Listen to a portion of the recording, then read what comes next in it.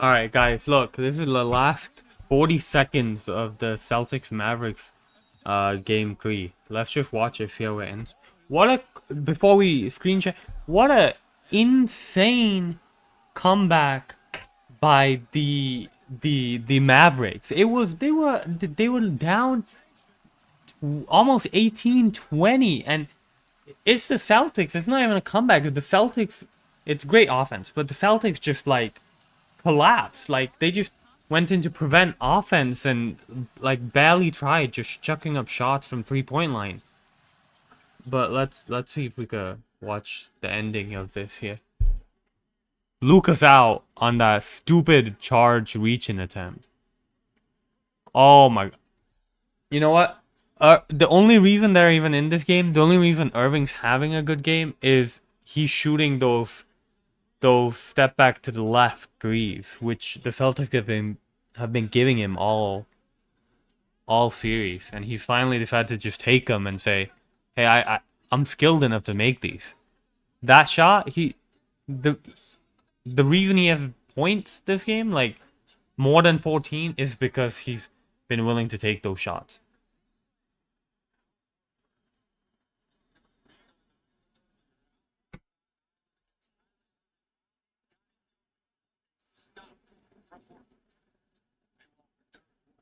I think I gotta make this bigger so I don't get like copyright stricken here. I'm sorry, Al. Gotta put it like somewhere. Gotta put myself like, nah, this the spot, this the spot.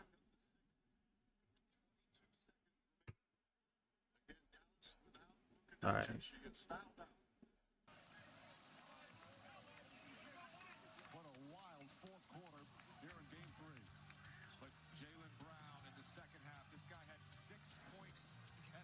It's been an insane game. What's crazy? I think it's pretty obvious that if anyone, Jaylen Brown's gonna win Finals MVP for the series. And clearly, like Luka's not 100%. Like when he gets into that like upper paint area, he's been scoring, and all of a sudden, well, not all of a sudden. I mean, the Celtics are playing great defense, but he's been missing those like shots like short a lot of the time, right, like in the paint, not at the rim, but right in the paint. His float has just been like incredibly off. When the game starts, we'll go back to the overlay. I'm just can any what it man. People are at the end of the third quarter. People were talking so much shit about the series, like how much of a letdown it was. Crazy. All right, let's go. It's interesting that they go with Josh Green, who's been terrible, but he's closing. I guess it's better than Exum and having two absolute no offense players on the floor. I mean, no shooting, scoring players on the floor. And no Derek Jones. You'd think they'd maybe try to win by defense, but I think with Luka out, they just need some secondary like scoring threat, like someone to just like get in there, and I think that's why Tim Hardaway's in there. Honestly, though, like the Celtics are gonna win, and I know it was kind of exciting at the end here, but it's only because the Celtics just like relaxed. Like if they just stayed with it, at the start of the fourth for like 3-4 more minutes, I think this game could have been over like 10 minutes ago, 5 minutes ago. Well, I thought this was a bit rushed. A rushed video turn on. I did think it was gonna be a little more exciting than this.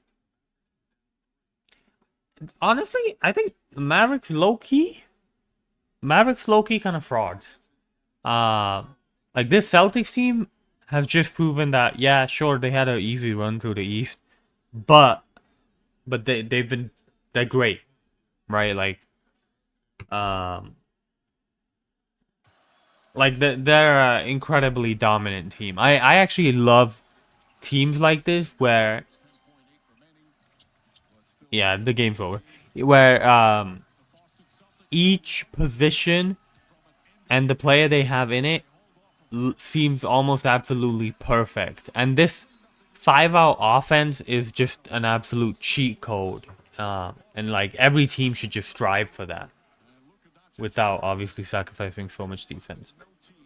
But yeah, and like the 2019 Raptors team were perfect. Like Marc Gasol as center can pass, shoot, defend. Kawhi small forward, elite. Kyle Lowry, almost like a really great point guard. Danny Green, really great. Like I love it when teams just like have like ideal players in every position, and they all like kind of complement each other. But yeah, I Mavericks are kind of frauds. Here's the take. All right. Let me go ahead and mute them. Um, the reason I think they're frauds is because Celtics are absolutely dominating them, so that kind of shows that the Celtics are legitimate, right? B, it was a lot of matchups that went their way. Like they didn't have to play the Nuggets, which again, I mean, credit to them, they beat the Wolves. But they never had to play a team that had like two actual scoring threats. And when they did in the Clippers for that one game when both Paul George and James Harden was on, they had trouble, right? They struggled. But the Thunder, it was really just Shea, and everyone else wasn't quite ready to be scorers at that level. The Wolves, Karl Anthony Towns disappeared, and it was just Anthony Edwards.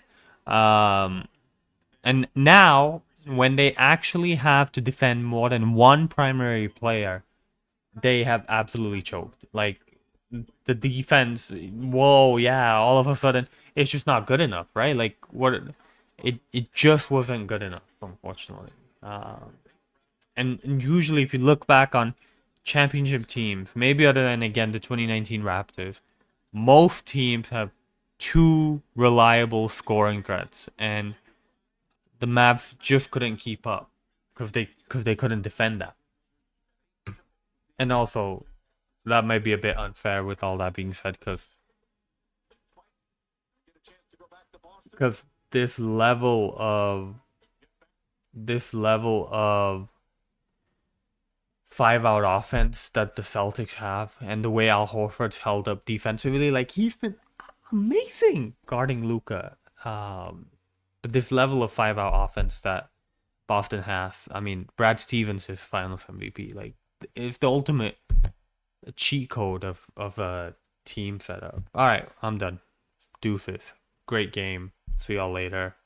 Mavs ain't making no 4-0 comeback. Don't let them lie to you.